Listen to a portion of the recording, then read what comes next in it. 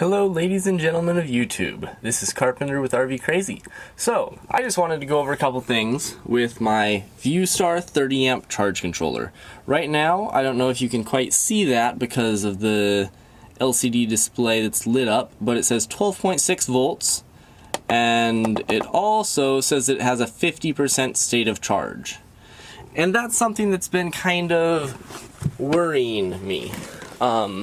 So basically, right here on their, their instructions, I guess, it's a PDF that they had available on Renogy's site.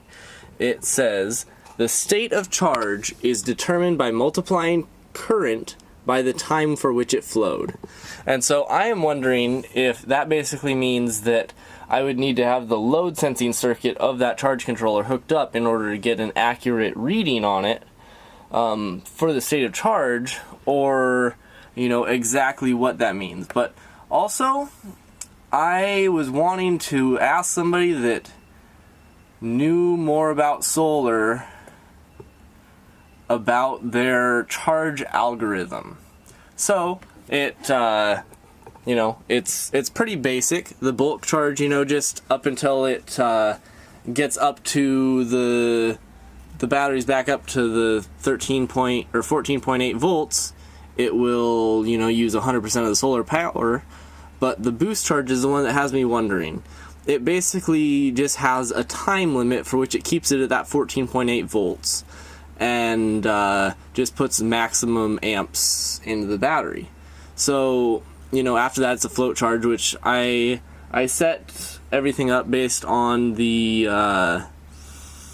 Trojan deep cycle golf cart batteries, which call for a 13.2 volt float charge, which is pretty low, but that is what it calls for, and so that is what I set those up for. I don't have the Trojans, but I have 6 volt golf cart batteries that are the Duracells that are made by Deca, and so that's what I went with.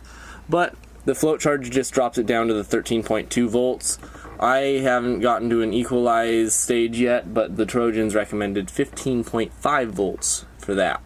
And so I did set it all to custom specifications, but is that charge algorithm, does it sound about right, having 120 minutes of just a boost charge? I mean, I don't like this charge controller right now just because it says the wrong state of charge. Saying 50% at 12.6 volts.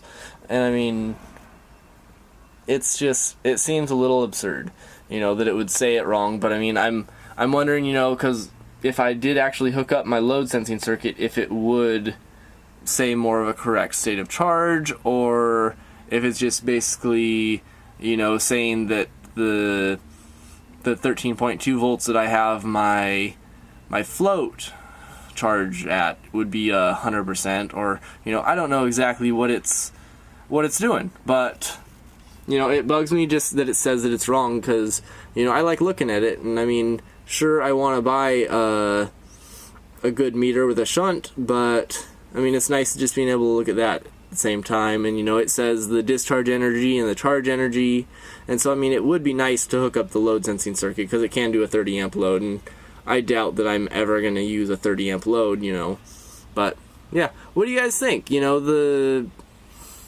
that charge rate and then the state of charge? I'd really like to get somebody's opinion that knows more about the solar charging than me, and I'm considering getting the tristar PWM charge controller made by Morningstar, but I'd really like to hear what somebody said. That would be great. Well, hey, I am up here in Everett, Washington at Home Depot right now, probably going to be leaving here pretty soon, but just wanted to throw together this quick video and see what kind of opinions I get on this charge controller, because I definitely want the best battery life possible, and I want a good product, and I know that the Morningstar TriStar is, but I figured I'd give this thing a shot, and so far I'm iffy about it, but let me know what you guys think. 120 minute boost charge and that weird low state of charge. Well, hey, have a great day, guys. on my way up to RVCon #1. That is happening here in 2 days. Actually, it's past midnight, so it's happening tomorrow, actually. But, yeah, have a great day, guys. Bye.